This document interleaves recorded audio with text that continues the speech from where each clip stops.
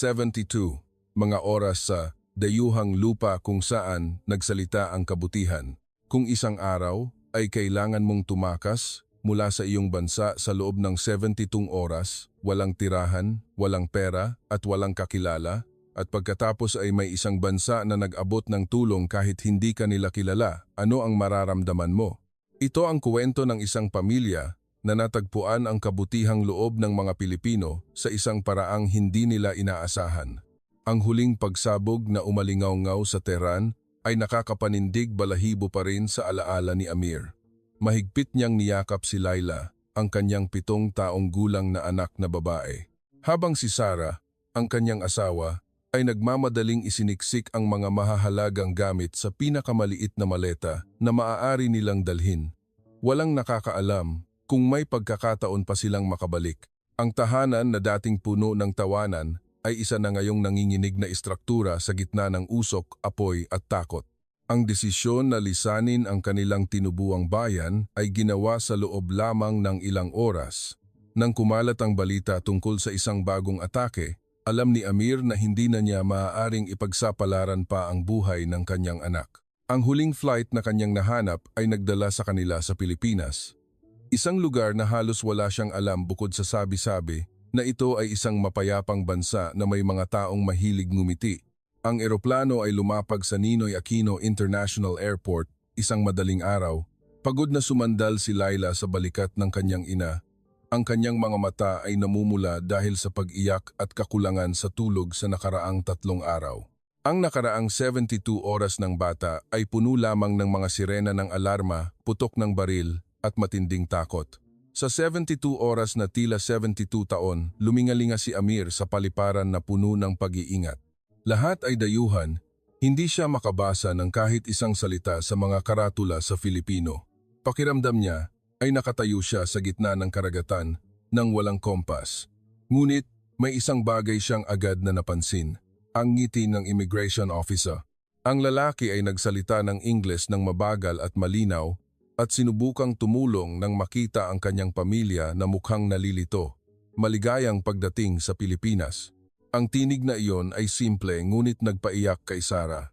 Sa sandaling iyon, ang kanilang mga puso ay puno ng mga peklat. Ang maikling pagbati na iyon ay nagbigay ng kakaibang pakiramdam ng seguridad.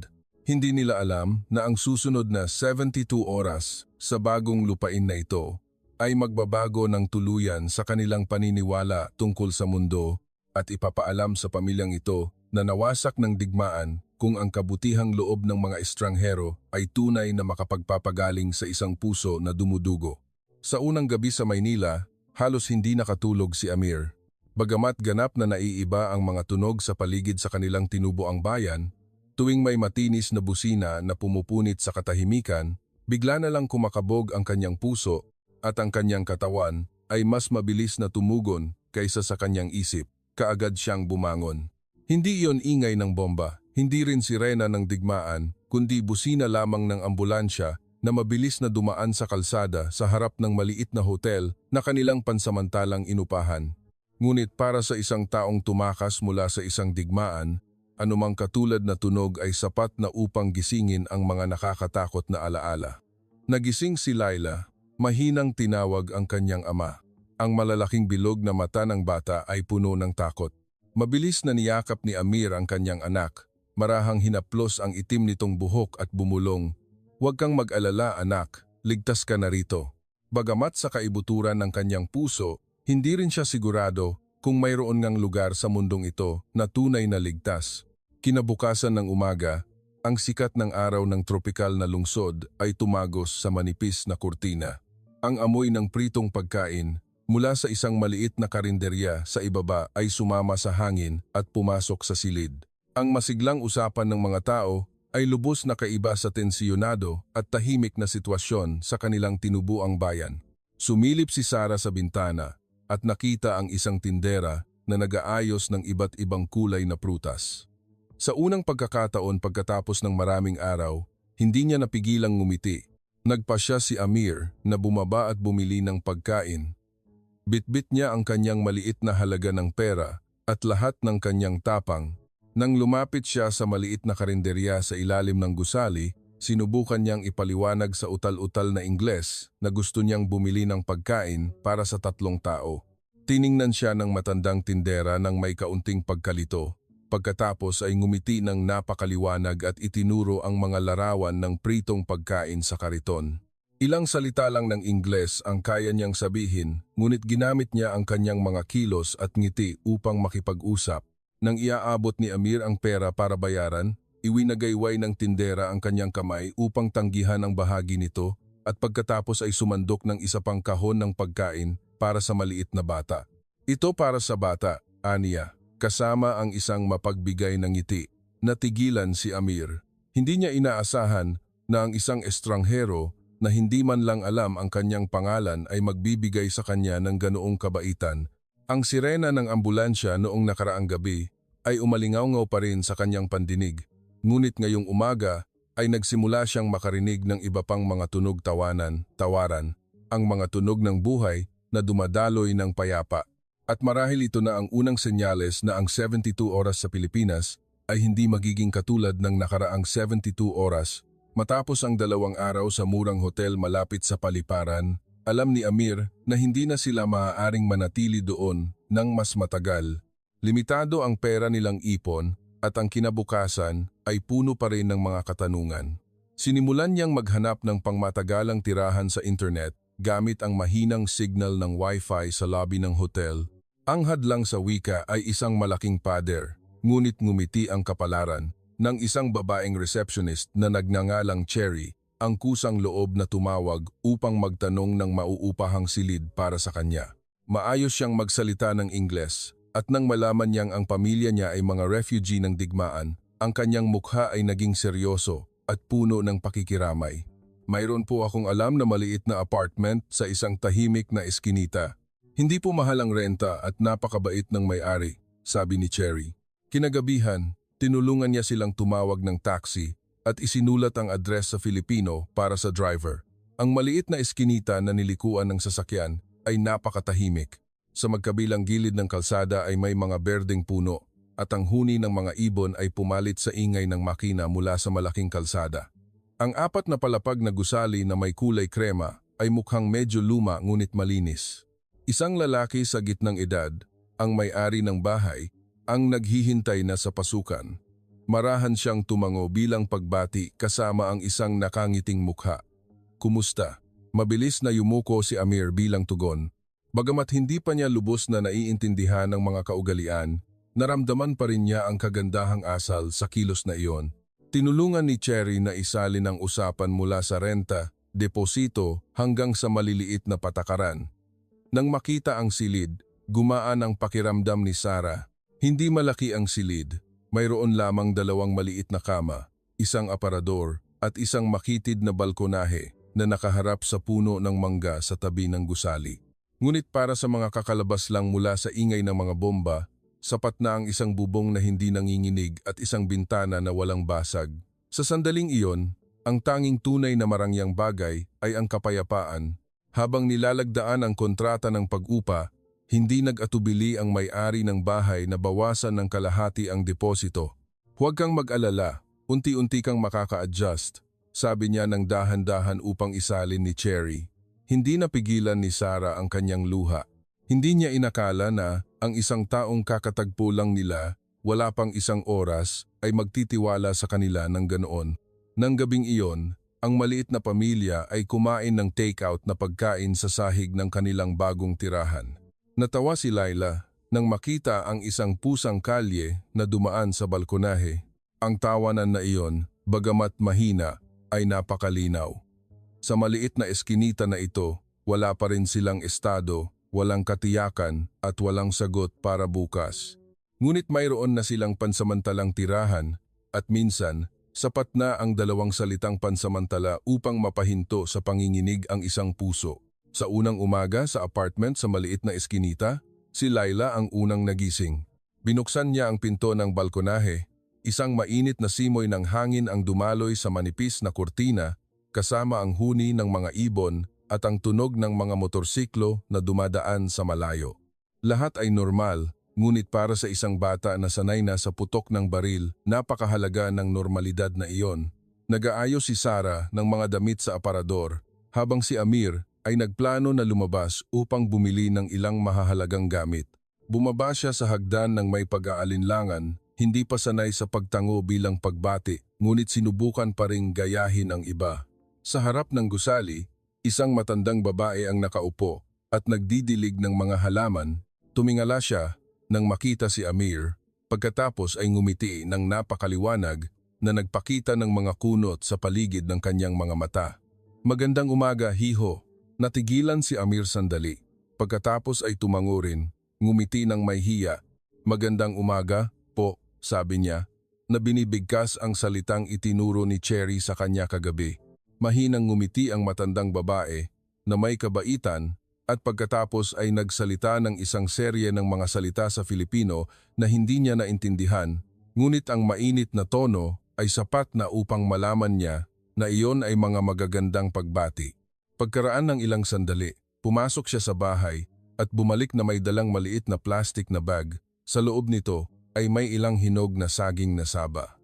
Inabot niya ito kay Amir at pagkatapos ay itinuro ang palapag sa itaas na nagpapahiwatig na tinatanong niya ang tungkol sa kanyang anak.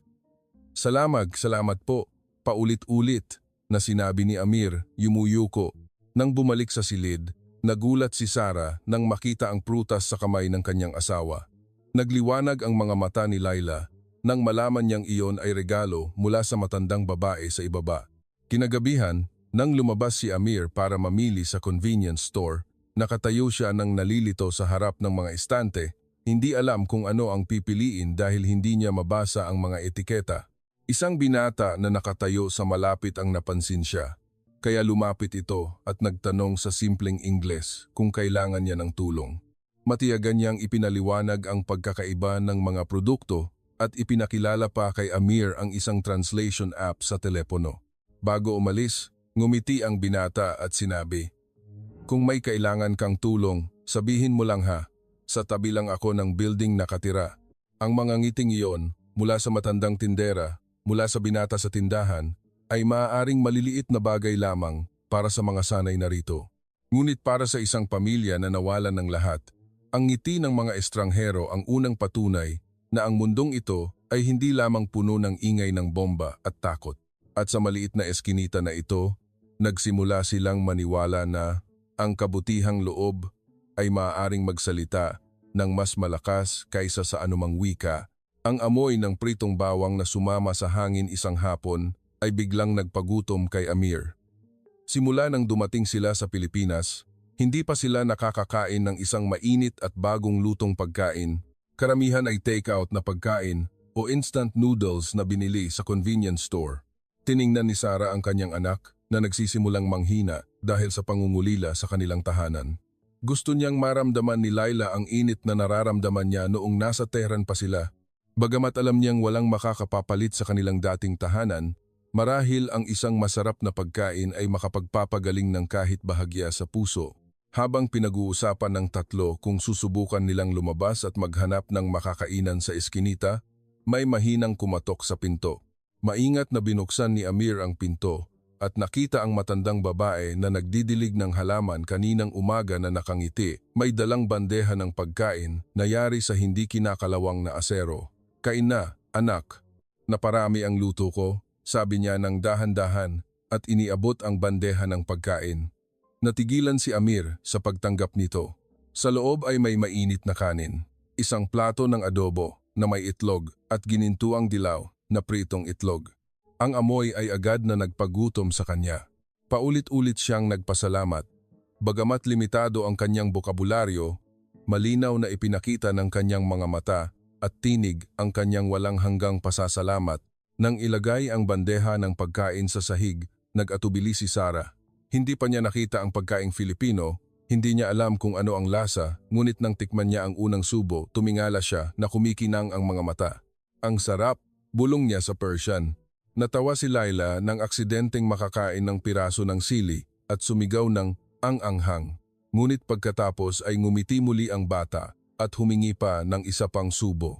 Ang tawanan ng kanyang anak ay nagpangiti rin kay Sarah, isang tawanan na hindi nila narinig sa loob ng maraming araw. Pagkatapos kumain, Nagpasya si Sarah na dalhin ang date cake na dinala niya mula sa kanilang tinubuang bayan at kumatok sa pintuan ng matandang babae upang magpasalamat. Nang iabot niya ang kahon ng cake, nagulat ang matandang babae pagkatapos ay ngumiti at masayang tinanggap ito. Bagamat hindi nila naintindihan ang sinasabi ng bawat isa, ang pagpapalitan ng pagkain ay naghatid ng kahulugan ng mas malinaw kaysa sa anumang salita.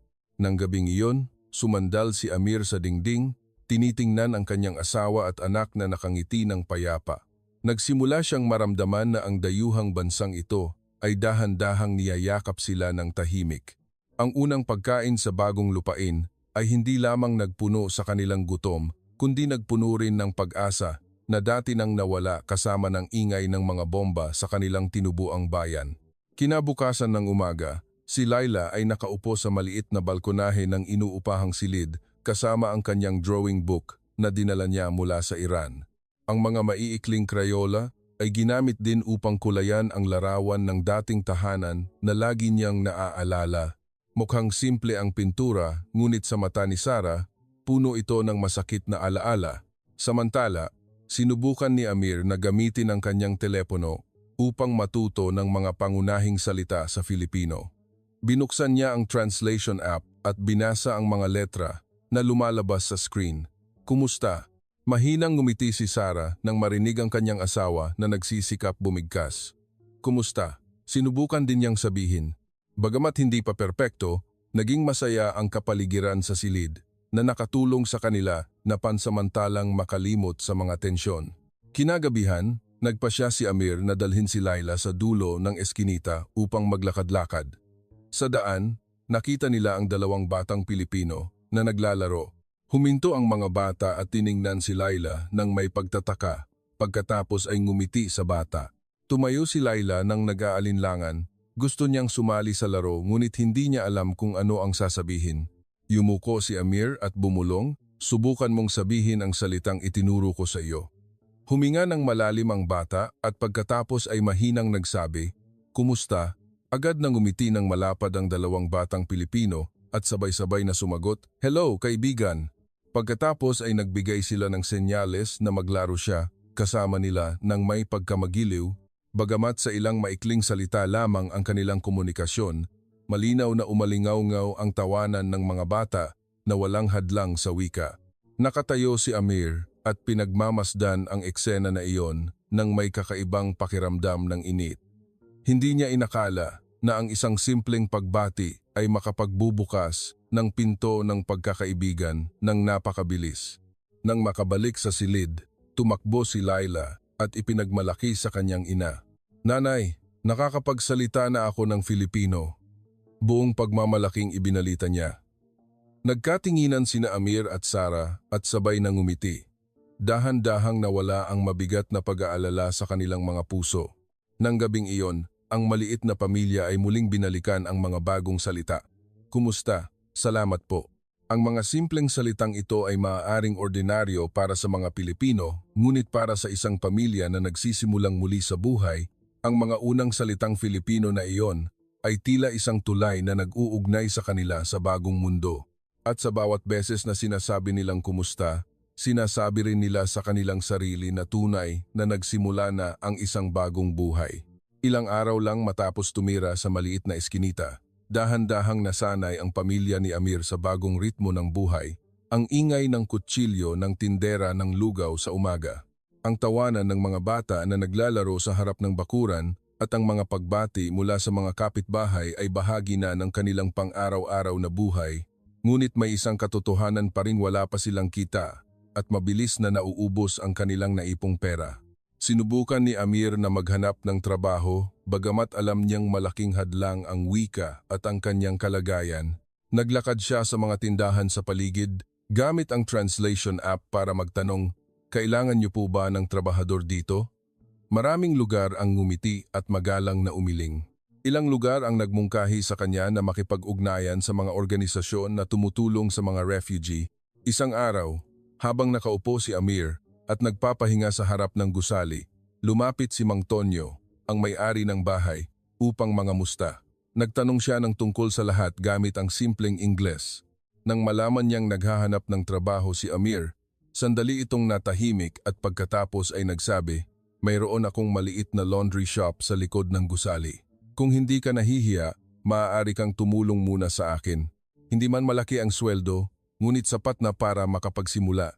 Natigilan si Amir ng ilang sandali. Hindi niya inakala na makakakuha siya ng pagkakataon ng ganoon kabilis. Dali-dali siyang yumuko at paulit-ulit na nagpasalamat. Nanginginig ang boses dahil sa damdamin. Sa mismong araw na iyon, nakatanggap din ng tulong si Sarah. Dinala siya ni Aling Nena, ang kapitbahay, sa isang sastrehan sa dulo ng eskinita, sinabing kailangan ng may-ari ng taga-ayos ng damit. May kasanayan sa pananahi si Sarah mula pa noong nasa kanilang tinubuang bayan. Sinubukan niyang kausapin ang may-ari at bagamat mahirap ang komunikasyon, masayang pinayagan siya ng may-ari na mag-trial.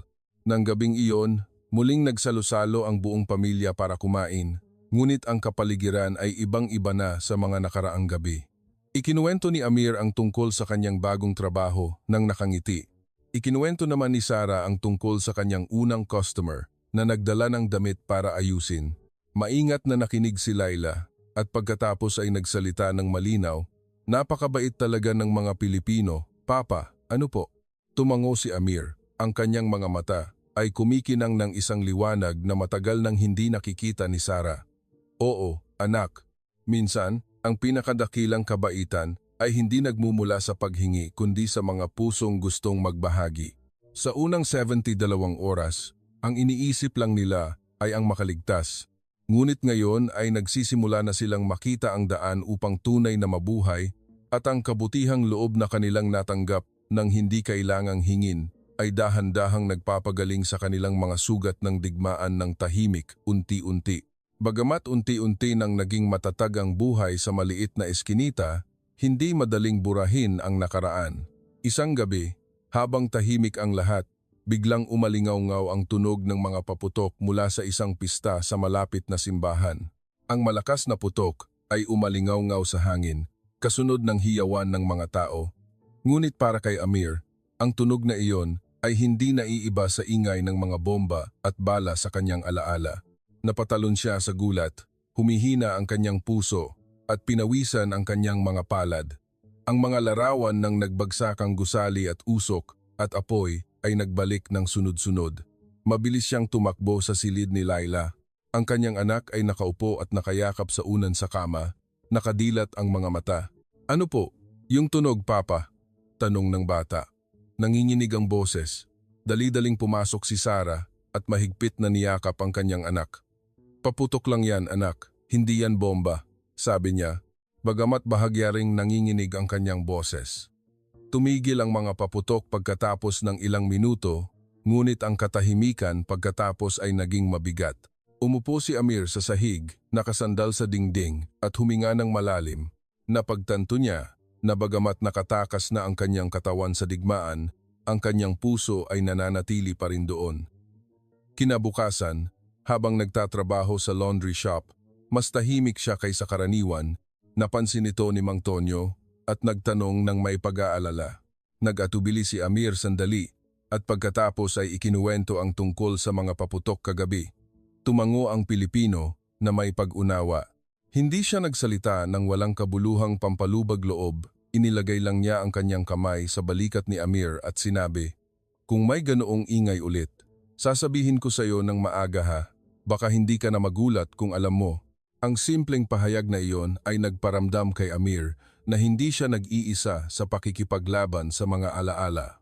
Kinagabihan, dinalhan ni Aling Nena si Laila ng tinapay at ikinuwento na ang nakaraang araw ay pista ng simbahan. Ipinaliwanag niya sa pamamagitan ng mga kilos, gumawa ng tunog na bang-bang at pagkatapos ay ngumiti. Tiningnan ito ni Laila at pagkatapos ay ngumiti nang mahiyain na tila naintindihan. Alam ni Sarah na kailangan ng oras upang gumaling ang sugat sa puso. Nagsimula siyang maghanap ng impormasyon tungkol sa mga sentro ng suportang psikolohikal para sa mga refugee sa lungsod at nalaman niyang may mga volunteer na nagsasalita ng Ingles na handang magbigay ng payo. Nang gabing iyon, muling nagsama-sama ang buong pamilya. Mahinang sabi ni Amir, "Nakawala na tayo, Ngunit ang pagpapagaling ng puso ay marahil kailangan ng panahon. Tumango si Laila at pagkatapos ay nagsalita ng isang salitang Filipino na bago lang niyang natutunan. Ayos lang, ang maikling pahayag mula sa maliit na bibig ng kanyang anak ay nagpangiti sa parehong ama at ina. Ang multo ng nakaraan ay naroon pa rin, ngunit sa ilalim ng liwanag ng kabutihan at pag-unawa, nagsimula silang maniwala na bagamat hindi mawawala ang alaala, hindi na rin ito magiging kasing takot tulad ng dati. Sa umaga ng Lunes, nagising si Laila nang may pakiramdam na sabay na pananabik at pag-aalala. Ngayon ang unang araw niya sa paaralan sa Pilipinas. Ito ay isang maliit na paaralan malapit sa eskinita na inirekomenda ni Aling Nena, bagamat ito ay klase lamang para sa pagpapahusay ng wika at mga aktibidad para sa mga batang dayuhan. Para kay Laila, ito ay isang malaking hakbang sa kanyang bagong buhay. Dahan-dahang sinuklay ni Sarah ang buhok ng kanyang anak at tinali ng isang asul na laso na binili niya sa isang tindahan malapit sa bahay. Magkakaroon ka ng mga bagong kaibigan, anak, pag-alo niya. Tumango si Laila, ngunit may pag-aalala pa rin sa kanyang mga mata. Kung hindi po ako makapagsalita ng Filipino, maiintindihan po ba ako ng mga kaibigan ko, nanay? Umupo si Amir sa harap ng kanyang anak. Minsan ang isang ngiti ay mas mahusay na komunikasyon kaysa sa mga salita. Naaalala mo pa ba kung paano ka nakipaglaro sa mga bata sa eskinita? Ang mga salitang iyon ay nagpangiti ng bahagya kay Laila. Nang dumating sila sa paaralan, sinalubong sila ni Guro Lena ng isang mainit na ngiti. Mahusay siyang magsalita ng Ingles at sinubukan niyang gawing komportable si Laila. Dinala ang bata sa isang silid-aralan na may maraming bata mula sa iba't ibang bansa. Ang ilan ay mula sa Myanmar, ang ilan ay mula sa Cambodia, at may ilang mga Pilipino. Sa simula, si Laila ay tahimik lamang na nakaupo at mahigpit na nakayakap sa kanyang bag. Hanggang sa lumapit ang isang batang babaeng Pilipino at umupo sa tabi niya, inabot nito kay Laila ang isang krayola at sinabi, "Gusto mo bang mag-drawing tayo?" Bagamat hindi lubos na naintindihan ni Laila ang mga salita, nakita niya ang ngiti at palakaibigang kilos kaya tumango siya. Nagsimula silang dalawa na mag-drawing ng mga bahay at puno sa iisang papel. Umalingaw-ngaw ang mahihinang tawanan nang malagyan ng kulay ang kanilang mga kamay at ang drawing ay naging mas nakakatawa kaysa sa inaasahan. Sa tanghalian, isang grupo ng mga batang Pilipino ang nag-imbita kay Laila na umupo at kumain ng tanghalian kasama nila. Tinuruan siya ng mga bata na sabihin ang mga simpleng salita tulad ng masarap at salamat. Sinubukan ni Laila na bigkasin ito na nagpangiti sa mga bata nang may kasiyahan. Hindi iyon tawanan ng pangungutya kundi tawanan ng isang nagsisimulang pagkakaibigan. Pagkatapos ng klase, tumakbo si Laila upang hanapin ang kanyang mga magulang na may maliwanag na mukha. "May kaibigan na po ako," buong pagmamalaking ibinalita niya.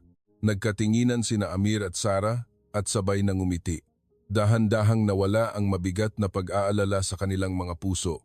Sa ilalim ng watawat ng Pilipinas na iwinawagayway sa harap ng maliit na paaralan, isang batang babae mula sa lupain ng digmaan ang natutunan na ang pagkakaibalan ay hindi nangangailangan ng iisang wika at marahil ang mga bagong kaibigan na ito ang magiging mahalagang pundasyon upang ang kanyang puso ay maging matatag sa bagong lupain. Halos isang buwan na ang lumipas mula nang bumaba ang pamilya ni Amir sa eroplano.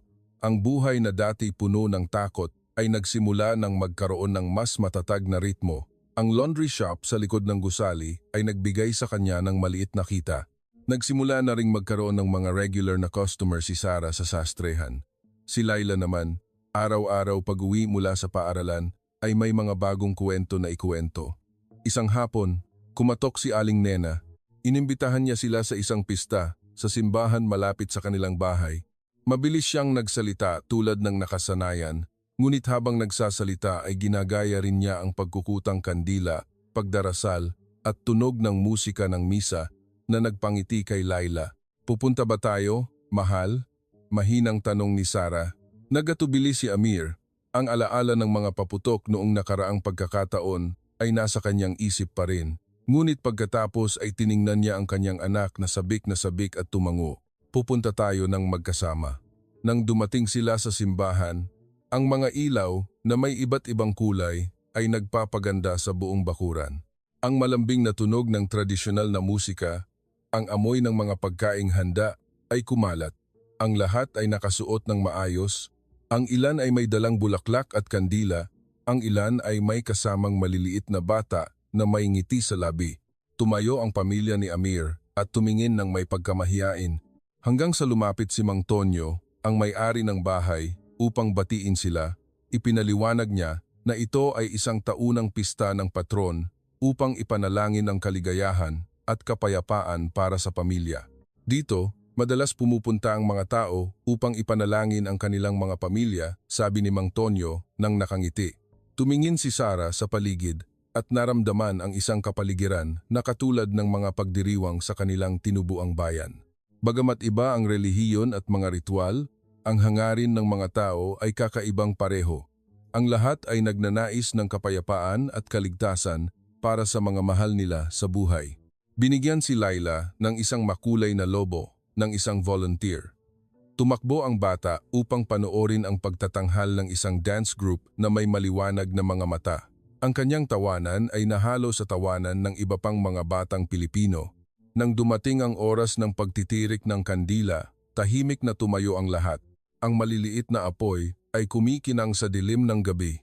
Ipinikit ni Amir ang kanyang mga mata. Hindi siya nanalangin ayon sa mga dasal sa Filipino, ngunit sa kanyang puso ay isa lamang ang kanyang ipinanalangin, na sana ay hindi na marinig ng kanyang pamilya ang ingay ng mga bomba at bala. Nang idilat niya ang kanyang mga mata, nakita niya si Sarah na mahigpit na hawak ang kamay ni Laila. Ang tatlong tao ay nakatayo sa gitna ng mga estranghero, ngunit hindi nila naramdaman ang pag-iisa. Ang pista ng gabing iyon ay hindi magarbo o marangya, ngunit para sa isang pamilya na nawalan ng tahanan at seguridad, sapat na ang daan-daang maliliit na kandila upang paniwalaan nilang laging may lugar ang pag-asa kahit sa isang pusong nabasag. Isang gabing may mahinang ulan, mas tahimik ang Maynila kaysa sa karaniwan. Ang tunog ng mga patak ng tubig sa bubong ng balkonahe ay regular. Nakatulog na si Laila pagkatapos gawin ang kanyang homework sa Filipino. Nakaupo si Sarah at nananahi ng isang damit sa ilalim ng mainit na dilaw na ilaw. Nakaupo si Amir sa maliit na mesa sa tabi ng bintana. Binuksan niya ang lumang kuwaderno na dinala niya mula sa Iran. Ang mga unang pahina ay puno ng mga tala tungkol sa kanyang trabaho at mga plano sa buhay sa kanilang tinubuang bayan. Ngunit ang mga sumunod na blankong pahina ay hindi pa nagagalaw. Ngayong gabi, nagpasya siyang sumulat ng isang liham para sa tahanan na marahil ay hindi na nila kailanman mababalikan. Sa aming tahanan, hindi ko alam kung nakatayo ka pa. Hindi ko alam kung nakikita pa ba ng bintana na iyon ang dating kalangitan, ngunit gusto kong malaman mo na kami ay ligtas. Sandaling huminto ang panulat, sumisip-sip ang tinta sa papel kasama ng mga alaalang bumubuhos. Sumulat siya tungkol sa tawanan sa kusina, ang amoy ng tsaa na tinitimpla ni Sarah tuwing umaga, ang mga yapak ni Laila na tumatakbo sa sala. Naaalala namin ang lahat at hinding-hindi namin makakalimutan. Tumingala si Sarah nang makita ang kanyang asawa na tahimik na nakaupo ng matagal. Lumapit siya at umupo sa tabi nito, hindi nagtanong ng kahit ano, marahang inilagay lang ang kanyang kamay sa kamay ng asawa. Naaalala mo ang lugar na iyon, mahal? Bulong niya. Tumango si Amir. Oo. Ngunit nagsisimula na siyang maunawaan na ang tahanan ay marahil hindi lamang isang lugar na pagtataguan. Lumingon siya at tiningnan ang maliit na silid na kanilang inuupahan. Bagamat hindi ito ang bahay na itinayo mula sa mga pangarap, narito ang tawanan ng kanyang anak, ang mainit na ilaw at ang seguridad. Isinulat niya ang huling linya, mahal na tahanan. Bagamat malayo na kami, nagtatayo kami ng bagong tahanan gamit ang mga puso na patuloy na tumitibok. Nang isara ang kuwaderno, naramdaman ni Amir na para siyang nabunutan ng tinik. Hindi iyon paglimot sa nakaraan kundi pagtanggap nito. Nang gabing iyon ay patuloy pa rin ang pag-ulan, ngunit sa loob ng maliit na silid na ito ay walang sirena ng alarma, walang panginginig mula sa mga bomba, kundi ang regular na paghinga lamang ng mga mahal niya sa buhay at isang lalong lumilinaw na pag-unawa. Ang tahanan ay maaaring hindi ang lugar na nawala, kundi saan man ligtas na magkasama ang pamilya. Mabilis na lumipas ang 3 buwan, ang maliit na eskinita na dati dayuhan ay ngayon ay naging pamilyar na. hanggang sa punto na pakiramdam ng pamilya ni Amir ay kanilang tahanan na. Ang ingay ng kutsilyo ng tindera ng lugaw sa umaga. Ang tawanan ng mga bata na naglalaro sa harap ng bakuran at ang mga pagbati mula sa mga kapitbahay ay bahagi na ng kanilang pang-araw-araw na buhay. Mas sanay na si Amir sa pagtatrabaho sa laundry shop.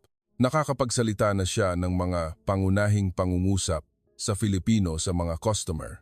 Bagamat ang kanyang boses ay mayroon pa ring impluensya ng Iran, ang kanyang ngiti ay dahilan upang bumalik ang maraming customer. Si Sarah, na may kasanayan sa pananahi, ay nagkaroon din ng maraming customer. Maraming tao ang nagre-refer sa kanya sa isa't isa hanggang sa nagsimula siyang magplano na bumili ng sarili niyang sewing machine sa hinaharap. Si Laila naman, ang batang dati natatakot sa sirena ng sasakyan, ay kaya ng kumanta ng ilang linya mula sa pambansang awit ng Pilipinas at mayroon ng ilang matatalik na kaibigan. Gusto niyang ikwento ang kanyang mga karanasan sa paaralan sa kanyang mga magulang bago matulog. Ang tawanan ng bata ay naging tunog na nagpuno sa maliit na silid na ito na nagbibigay dito ng buhay. Isang araw, tumawag si Guro Lena upang ibalita ang magandang balita. Mayroon ang paaralan na isang proyekto upang magbigay ng scholarship sa mga masisipag na estudyanteng dayuhan at napili si Laila. Nang umuwi ang bata upang ibalita ang balita, niyakap ng kanyang mga magulang ang isa't isa at walang tigil ang pagpatak ng mga luha ng kaligayahan. Kinagabihan, muling pumunta ang buong pamilya sa simbahan malapit sa kanilang bahay. Hindi dahil may pista kundi dahil gusto nilang magpasalamat sa buhay na nagdala sa kanila rito. Nakatayo si Amir at tinitingnan ang papalubog na araw na nagiging maputlang kulay kahel. Huminga siya ng malalim. Nararamdaman ang kapayapaan na matagal na niyang hindi nararanasan. Sa tingin mo ba ay mananatili tayo rito? Mahinang tanong ni Sarah. Tiningnan ni Amir ang kanyang asawa at anak at pagkatapos ay ngumiti. Sa tingin ko, pinili na ng ating mga puso. Hindi niya nakalimutan ang kanilang tinubuang bayan. Hindi niya nakalimutan ang mga nawala o ang mga nakaraang alaala. Ngunit naintindihan niya na ang buhay ay patuloy na lumalago at minsan ang isang bagong simula ay hindi nangangahulugang pagtataksil sa nakaraan. Ito ay pagbibigay ng pagkakataon sa hinaharap. Tumakbo si Laila upang maglaro kasama ang kanyang mga kaibigan sa ilalim ng watawat ng Pilipinas na iwinawagayway. Ang tawanan ng mga bata ay umalingaw-ngaw sa paglubog ng araw ng isang bagong araw. Mahigpit na hinawakan ni Amir ang kamay ni Sarah. Sa lupain na dati kanlungan lamang, ngayon ay nagiging lugar kung saan matatag na nag-ugat ang kanilang mga puso. At sa huli, ang pamilyang tumakas mula sa digmaan sa loob ng mahabang 72 oras ay natutunan na ang kabutihang loob ng mga estranghero ay tunay na makapagbabago sa mga refugee upang maging mga taong may sariling tahanan. Ang kuwentong ito ay nagpapatunay na ang isang maliit na gawa ng kabaitan ay maaaring magpabago sa buong buhay ng isang tao. Kung ipinagmamalaki mo ang kabutihang loob ng mga Pilipino, mag-iwan ng komento na may dalawang salita, kabutihang Pilipino upang ipalaganap ang paghihikayat sa mga pamilyang tulad nito sa buong mundo. Dahil marahil, mas kailangan ng ating mundo ang mga kuwentong tulad nito kaysa sa mga negatibong balita. Yeah.